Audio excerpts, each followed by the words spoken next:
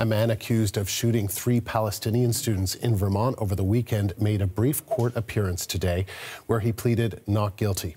Police say the attack could have been motivated by hate. The men, all 20 years old, were attending a celebration near a university campus. The CBC's Richard Madden is in Washington tracking this story for us. So Richard, take us through the case from the time of the shooting.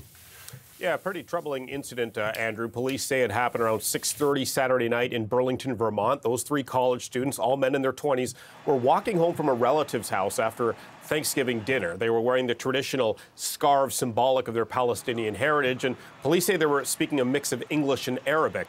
That's when police say 48-year-old Jason Eaton approached them and allegedly fired a pistol.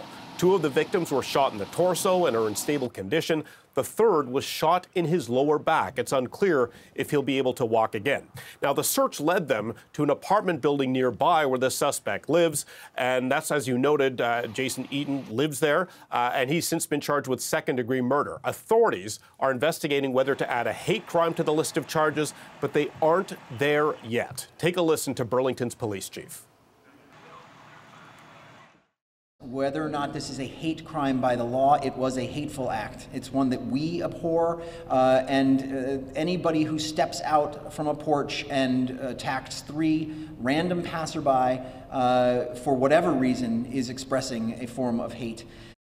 Now, obviously, this incident has rattled the quiet city of Burlington, Vermont. The mayor of Burlington says he spoke with President Biden this morning on this troubling incident. And so, Richard, what do we know about the suspect?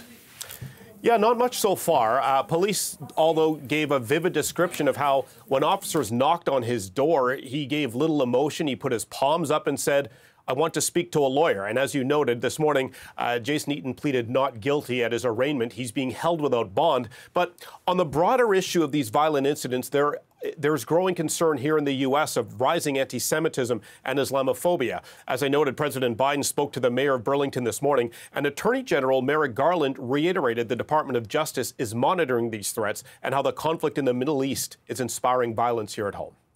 Richard, thank you. That is the CBC's Richard Madden live in Washington.